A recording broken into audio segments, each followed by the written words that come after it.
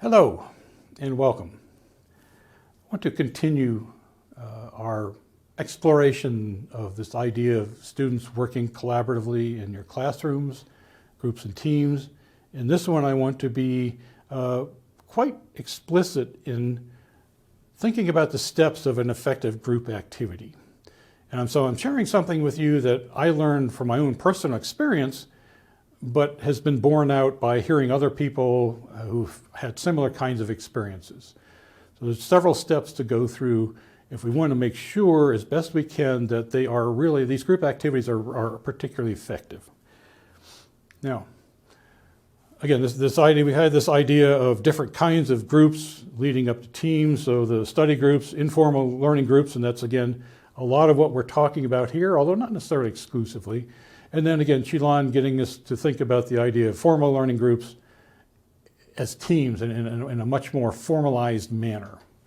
So again, we're talking primarily about informal learning groups, although the same steps could be thought about in a different context or broader context for formal learning groups. Introduce some of those. You've been introduced to the CATs, the classroom assessment techniques, things like concept maps and so on and so forth, those kinds of things. So this relates to those kinds of things, typically formative assessments, not necessarily not summative assessments. So these are things going on during the learning process to encourage students to engage in the learning process, not just memorize a bunch of stuff. Okay, so these are Walt's 5 steps to this, starting with an individual effort, sharing with a group working on the task, sharing the group product with the class, and then the instructor debriefing and providing feedback. And we're going to go through these steps one at a time. So again, this is my take on this and based upon my experience. Okay, this step 1 may or may not be appropriate. It depends upon the circumstances. Sometimes I do it and sometimes I don't. Before gathering in the group, have the students work individually on part or all of the assignment or task or activity but prior to joining the group. This can be done as a homework assignment. So let's say you meet on Mondays and Wednesdays. Maybe on Monday you give them, okay, and a homework assignment you say, I want you to do this thing so that when you come into class on Wednesday, we're going to expand on that and pursue it. So maybe you're giving just part of an assignment or something like that to work on. The result is, and this is important, this is why I often try to do this individual step, is each student then comes to their group prepared with something productive to share. They don't simply get in their group just and everyone's blind, everything's, oh gee, what's happening? They have something, oh look, this was the assignment we were given, this is what I did, and they can share that with the rest of their group very quickly. And it brings them kind of their collective consciousness together faster in these fairly short group activities. Each group member feels like they have contributed in some way to the final product. Even if their contribution doesn't end up in the final product, they have contributed to this group effort. And then again, the idea that the group can move quickly to developing whatever that group product is, the assignment or whatever the task, whatever the case may be. So there's some positive to do this, and sometimes you have the time to do that, and sometimes you do not have the time to do that. Then, when they do get into groups, their initial gathering of the groups, what I typically do is I have the students share whatever they did on this initial individual work product with the other members of the group. All right? This can be conducted in a fairly few minutes. So you don't need to take a lot of time for them to do this. But what it does, again, it kind of gives let's say you have a group of 4 students that at the end of this sharing, they're all kind of not necessarily on the same page, but they know where each other is, all right? And they know where each other is because someone has a written or drawn document that, oh yes, this is what I thought, this is what I'm contributing at the outset, and then they move on from that point. This can be done by students sharing their own product, which allows them to explain the product in their own words. Or, and I've tried this, and sometimes this can be quite interesting and perhaps amusing sometimes, depending upon what you're doing. Students pass their product to another member. So if they're sitting in a circle, maybe you say, okay, when you get in your groups, I want you to take whatever you have, it's this initial individual work product, pass it to the person next to you, goes around, and then that person explains what that other student's product is.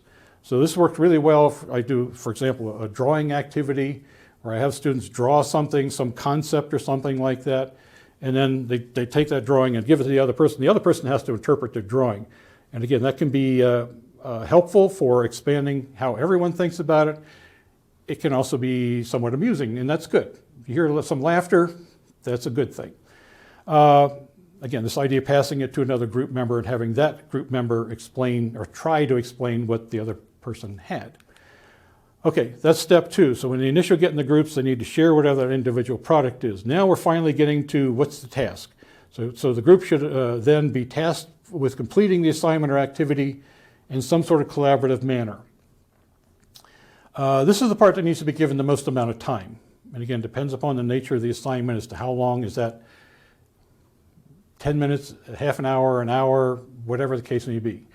And then you need to challenge them to develop a consensus group work product. Right? Consensus meaning everyone agrees that this is what we're going to do or this is what we're going to turn in as the group product. And you need to keep reminding them of that this is the way it should be done. And what you want is that the product incorporates all the elements of the individual products in some way or another. It builds off, or excuse me, let me back up. It could either incorporate all elements of the individual products, or it could build off of one or two of those products to enhance a final product. Or they could just kind of scrap all the ideas they have and start from fresh now that they have a different way of thinking about the task, now that they've collaborated here in terms of discussing what they've already done, and just kind of start from scratch and avoiding any replication of the individual products. Whatever the case may be, that's really up to them how they approach that. But again, you want to think in terms of encouraging them to have a consensus product, whatever that product may be. Step 4, each group product should be shared with the class as a whole. So each group should somehow report out, this is what we did or what we found or what we came up with for the response or the answer. Ask them to briefly describe their work product and explain why they developed that particular group product. It's also worthwhile to ask them to explain the process by which they collaboratively develop their work product. So did they all just kind of glom onto one individual response and say, okay, let's use that one and build it, or build off of that? Or did they say, well, we just started from scratch and how did we do this? So making them reflect on for a moment, not just the product they came up with, but how did we get there? That's an important skill. How did we get there? How did we collaborate effectively to come up with this product? Challenge them to do that, again, in this step 4.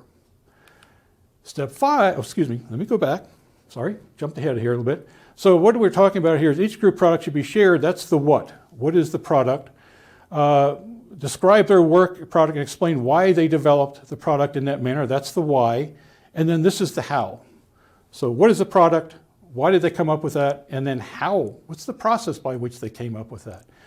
So using these components for step 4 when they're sharing out to the whole class can be very powerful for you listening to them, but also for them in terms of the engagement they have and the learning they have about what they actually just did.